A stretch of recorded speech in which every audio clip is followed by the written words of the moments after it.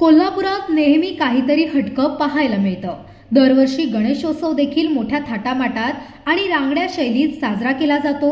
यंदाही गणेशोत्सवानिमित्त वेगवेगळ्या देखाव्यातून कोल्हापूरकरांनी रांगडेपणा जपला आहे। असाच कोल्हापूरचा रांगडेपणा जपण्याचा प्रयत्न मंगळवार पेठ इथल्या पी बॉईज या मंडळाने केलाय। खरं तर पाडव्याला हौशी मंडळांकडून कोल्हापुरात म्हैस पळवण्याच्या स्पर्धा घेतल्या जातात। याच म्हैस पळवण्याच्या खेळाचा या मंडळानं अनोखा देखावा साकारला आहे। गणपती बाप्पाची मूर्ती देखील या दुचाकीवर विराजमान आहे। या सुंदर आणि अनोख्या देखाव्याची संपूर्ण शहरात जोरदार चर्चा रंगली आहे आणि याचाच आढावा घेतलाय आमचे प्रतिनिधी श्रीकांत पाटील यांनी। पाहुयात। जगात भारी आम्ही कोल्हापुरी असं संपूर्ण जगभर कोल्हापूरची ओळख आहे, कारण याच कोल्हापुरात नेहमी असं हटकं असं काहीतरी होत असतं।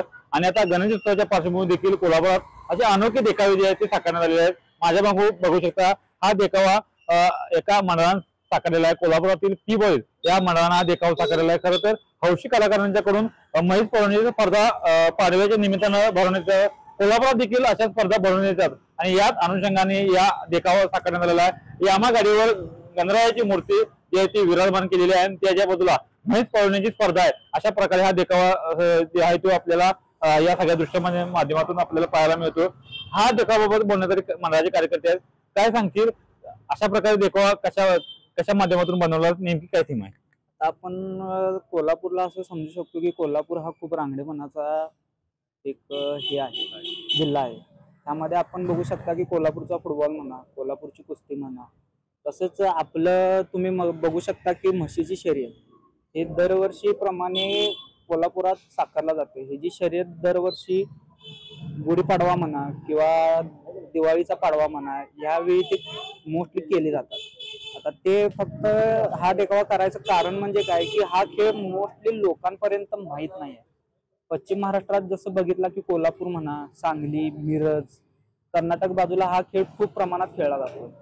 यामध्ये असं दाखवलेलं आहे की जो म्हशीचा मालक असतो व मुख्य जनावरांचं प्रेम त्या मालकावर किती आहे ह्या शर्यतीतून आपण बघू शकतो। या प्रकारे थीम साकारलेली आहे, नेमकी कशा प्रकारे तयारी करण्यात आली होती? आता ही करण्यापाठीमागे आम्ही 2 ते 3 महिने ह्याच्यावरती आम्ही काम करत होतो। आता तुम्ही यात बघू शकता की यामा गाडीवरती गणपती बाप्पा विराजमान आहे। उंदीर मामा त्यांच्या हातात जे म्हशीला पळवण्यासाठी कापड जे वस्त्र आहे ते घेऊन बसलेले आहेत। आता ह्यासाठी आपण गेले 3 ते 4 महिने काम करत आहे। तुम्ही यामा गाडी बघू शकता की आपण ही ओरिजिनल प्रमाणे दाखवलेली आहे यामध्ये।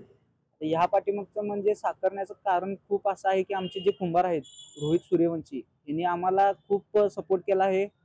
त्या थ्रू आपण हे केलेलं साकारलेलं आहे। गाडी कुंभारांच्या कशा प्रकारे? आता हे आपले जे मित्र आहेत सुमित पाटील त्यांची आपण गाडी यूज केलेली आहे। त्यासाठी त्यांना आपण हे जो आपला देखावा कसा साजरी करायचा हे आपण त्यांना प्लॅन मध्ये सांगितलं तर त्यांनी आपल्याला मान्यता दिली आणि त्यांच्या थ्रू आपण गाडी त्यांचा जो सहकार्य आहे त्या थ्रू आपण हे केलेलं आहे।